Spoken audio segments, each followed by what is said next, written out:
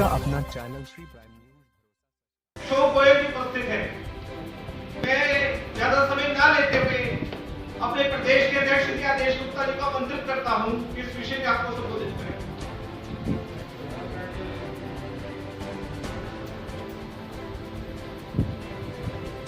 सभी पत्रकार मित्रों को, फोटोग्राफर साथियों को नमस्कार। आज इस प्रेस वार्ता में उपस्थित दिल्ली विधानसभा में विपक्ष के नेता आदरणीय श्री रामवीर सिंह गिरोही जी, प्रदेश के उपाध्यक्ष श्री अशोक गोयल देवराहा जी और प्रवक्ता श्री तेजेंद्र पाल बग्गा जी, सभी साथियों, आज बहुत ही महत्वपूर्ण विषय जो कोरोना महामारी से संबंधित इस दूसरी लहर के अंदर, जैसा हमने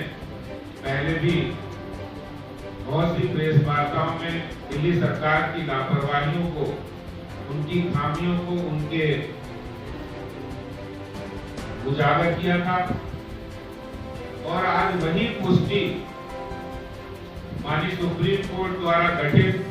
ऑक्सीजन ऑडिट कमेटी ने जो रिपोर्ट दी है वो बहुत चौंकाने वाली है। आज जब पूरा देश उस कोरोना महामारी से निकलकर हम वैक्सीनेशन अभियान की ओर बढ़ चले, ऐसे में दिल्ली की अरविंद केजरीवाल सरकार कोरोना की दूसरी लहर में जब पीक था, उस समय जो नाकामियां, जो मिसमैनेजमेंट, जो उनकी सरकार की फेल्योर,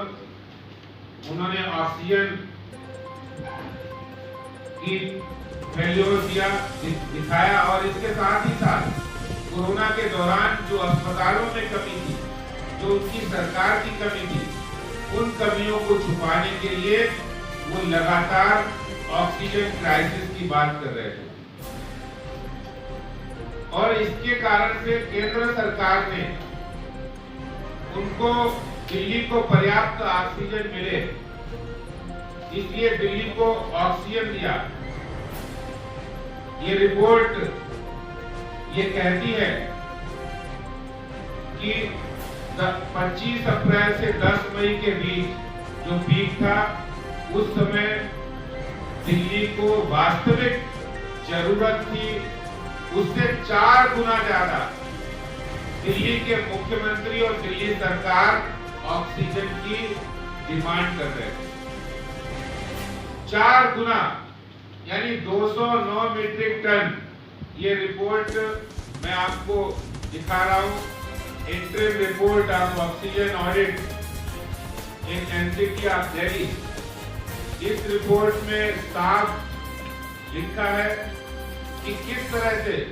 दिल्ली सरकार ने एक पैनिक क्रिएट किया और वो है actual oxygen consumption of 183 hospitals as per data from government of NCT. ये इन्होंने अपनी रिक्वायरमेंट दी 1140 मीट्रिक टन, जबकि वास्तविकता में 209 मीट्रिक टन की जरूरत थी।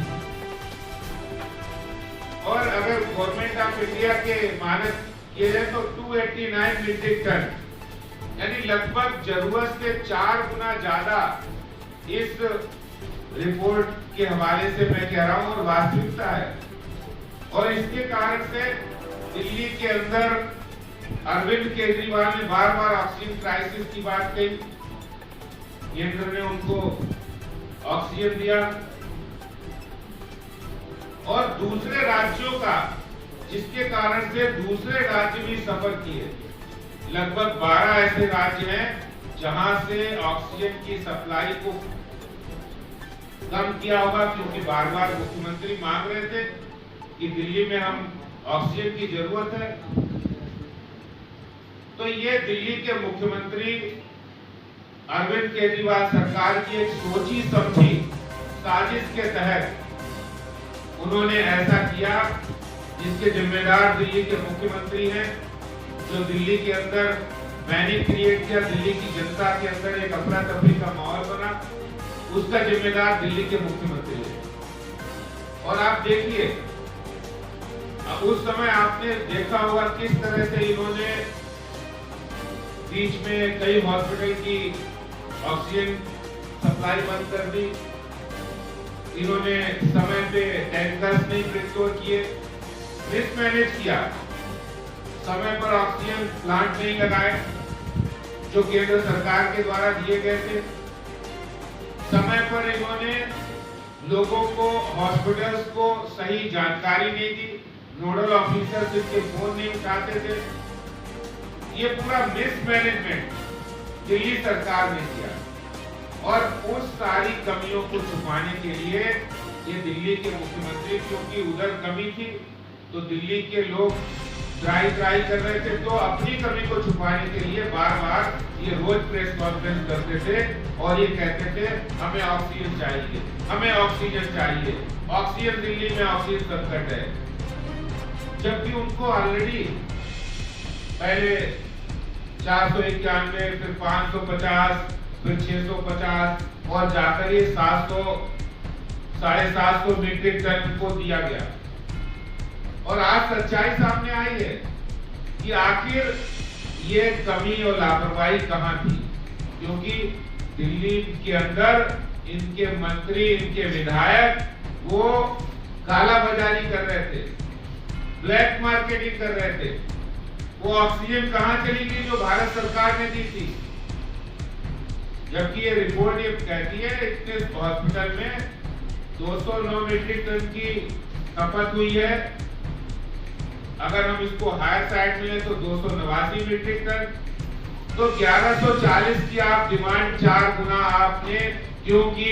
दिल्ली के अंदर अफरा तफरी का माहौल क्यों पैदा किया है, केजरीवाल जी आपको जवाब देना पड़ेगा।